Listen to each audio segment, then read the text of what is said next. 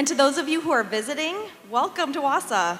You are one of the thousands and likely tens of thousands of folks who are joining us this weekend from across the nation to celebrate Central Wisconsin's Hmong heritage, history, and accomplishments. This festival is responsible for hundreds of sports and dance teams coming to Wausau to compete and infusing millions of dollars into our local economy. It is an absolute honor to be here today with my friends and colleagues, fellow electeds, and especially Yilang Zhang, who has been working relentlessly for months on this event, but also making sure Central Wisconsin's Hmong community is not just at the table, but part of our political and governing processes. As Executive Director of the Hmong American Center, Yilang ensures that all of us are living up to our collective expectations, and that we are a community that welcomes all, a community that values all, that we are being and showing our best selves to each other, and that we are a community for all. When Wausau discovered elevated levels of PFAS in our drinking water, Yilang ensured that the message was conveyed to non-English speakers in the Hmong community by putting it on WNRB radio and other Hmong language platforms. He used the Hmong American Center and rallied his staff and volunteers to act as a distribution site for bottled water and filter pitchers so everyone in Wausau had access to water. Nobody is ever forgotten on Yilang's watch. And if you are one of Yilang's many mentees, friends, or acquaintances, you know that he will eventually encourage you to be part of our community's elected and appointed bodies. So I feel so lucky that he introduced me to his colleague, Hmong American Center Board President, VANG. So in addition to his leadership at the Hmong American Center, B is currently a member of Wausau's Liberation and Freedom Committee, and his contributions have helped us all become more mindful of our entire community as we consider policy.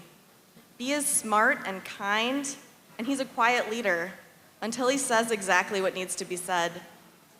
Last fall, Wausau was preparing to welcome the first wave of political refugees in 20 years. The last time refugees resettled in Wausau was in the early 2000s when the Thai government closed Wat Tam Krabat refugee camp, and thousands of Hmong refugees who lived there came to America, including 500 who joined us right here in central Wisconsin. At a committee meeting last fall, members, including B, heard from former Wausau School District Director of Education and English as a Second Language, Nell Anderson, who shared some of the ways the community helped acclimate Hmong refugees to their new homes, schools, and communities. It was there that B said something that took my breath away. He thanked Nell for her work, and he said, "Because of individuals like you, a lot of our Hmong community members have grown up and bettered their lives.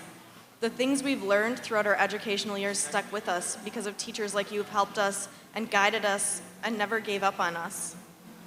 And he shared insights about his own family's resettlement in Wausau. He wanted to make sure we understood the family structures of our new refugee neighbors, that we weren't contributing to loneliness or dissolution of community, that we could reassure our new neighbors that they are safe here. And he used his own experience as a refugee and a child of refugees as the starting point. A few weeks ago, I asked B if he'd be willing to tell me more about his experiences as a refugee growing up. And he is soft-spoken, and you can tell he doesn't want to be the center of attention, but he agreed, and he said yes. And he even allowed me to share some of his story with you today. Before I do, I have props. I want to show off this rock. It's quartzite, and I grabbed it yesterday from Rib Mountain. This rock is 1.7 billion years old. It's older than any mammal, older than fish. It's still about 2 billion years younger than the first life on Earth. And, I brought this rock with me today because of a story B told me about his very first memory when he lived in a refugee camp in Thailand. His dad was drawing water from a well so he could shower, and B was a toddler, and he was the perfect size so that when his dad briefly turned, B disappeared into the well. His dad and uncles worked frantically, tying together 2 bamboo ladders to reach him deep in that well. And when they triumphantly drew B back up to the surface of the earth, he was still clutching a rock from the bottom of the well as evidence of where he had been and how miraculous it was that he survived that journey. So many of us here have heard stories of our Hmong allies in the secret war, but for many families who lived through it, there was a lot of waiting, a lot of wondering, and attempting to cling to something solid after the war had ended. That's what B's family went through. They lived in a Thai refugee camp for decades. His grandpa was unwilling to relocate, even after watching his other family members leave for America. And then one day, his grandpa was out tending to his field, and bandits showed up to rob him. And then they killed him. And one of his sons ran back to the rest of the family to share the devastating news, and his family decided that they needed to leave for their own safety and to find that bedrock on which to build their lives and to realize their own American dreams. B is the oldest son of his family's 6 children. His family moved here in the mid-90s when he was 5 years old. That's 20 years after the first Hmong families arrived, but just a few years after fierce discussion over schooling and busing in the Wausau school district. B called his generation a tweener culture because he and his family were brand new to Wausau, but the Hmong community was growing and putting down their own roots in central Wisconsin. And so when they arrived, B's dad signed up for classes at North Central Technical College and worked on learning English. And for nearly 30 years, his dad worked at a local manufacturer, his skills so developed and valuable that he's regularly asked to consider leadership positions. The same story goes for B's mom. She's worked at a local cheese processor for the last 27 years, all while she and her husband raised their family and encouraged their kids to build their own futures on solid foundations. Growing up in a new place and learning a new language and figuring out how to speak and read that new language was hard. B credits the G.D. Jones after-school tutoring and his ESL teachers for helping him adapt faster. He says that his goals for his own service to our community are to provide pathways to success for all kids. He wants to make sure they understand that help is available and it's there for them, whether it's through tutoring or finding mental health support, but he especially wants to help folks who might be struggling to get their American citizenship. The process is hard. You need specific paperwork, there is an agonizing amount of waiting, and then there's the citizenship test.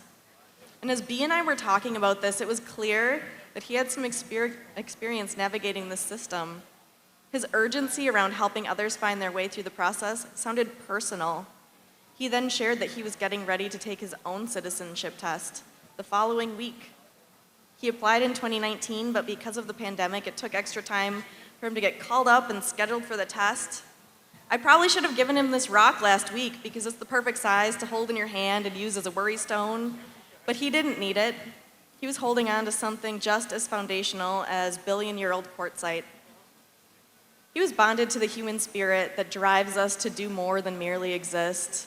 That human spirit that compels us to create this world and leave it better than we found it. That human spirit that inspires us to support, encourage, and challenge each other.